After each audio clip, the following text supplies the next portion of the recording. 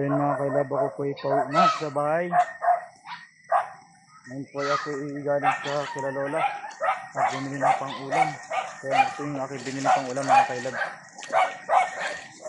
Po. Ito lang mga kailab ang aming ulam, miswat tsaka sardinas. Ito lang aming simpleng ulam.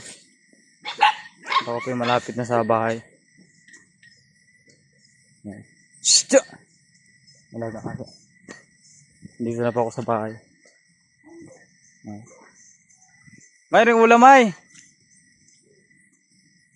Dala po ang aming maglambay mga kailabay. No? Mahirap lang po kami. Ito po yung binili kong ulam mga kailab. Ayan. Yan po ang aming ulam ngayong gabi. Simpleng ulam mga kailab. Ayan. Tsaga-tsaga na lang po muna dito at talagang wala pa po eh. Ayan mga kalab. Yan lang po ang aming ulam ngayon. Yan. Shoutout po sa mga nakakaranas ito mga kailab. Ayan o. Sapat na po yan sa amin. O. Pwede na yan. Sanay naman po kami sa wala lagi eh. Tuyo tapos miswa. Ayan. Pwede na yan. Tapos dito kami magluluto mga kailab. Ayan. Ayan. So mga kailab, mag-gatong muna ako.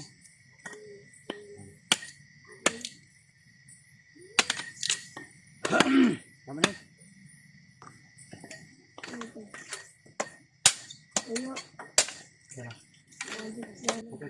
May garo na pala.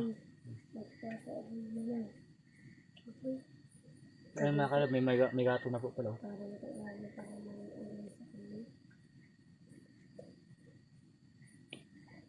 Ginito, hindi lamang kami. Alam kong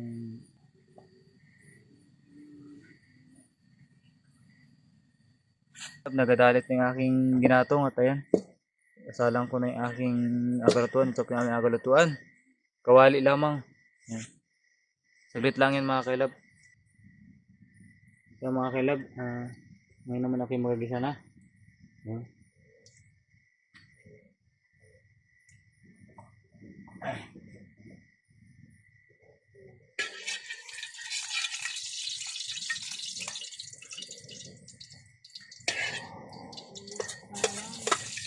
Sibuyas po, sibuyas bawang lang. Hindi na. Ayan.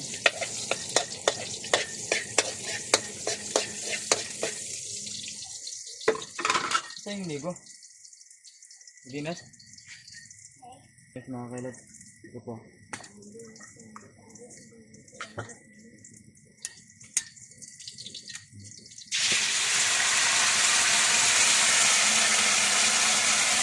Mga kailab.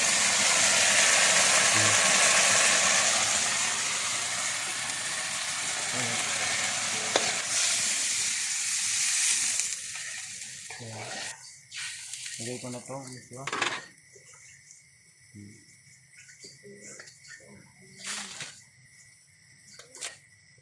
Para isang kuluan na lang.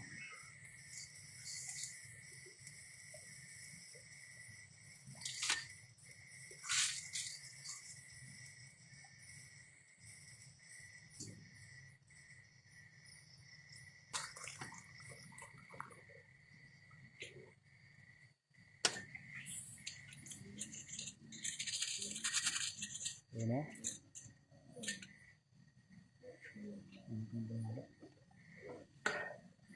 Pag ako nito mga kailab, okay na to.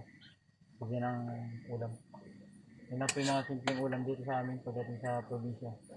Na hindi mo na kailangan pagganapan ng masarap. Kasi natural na eh.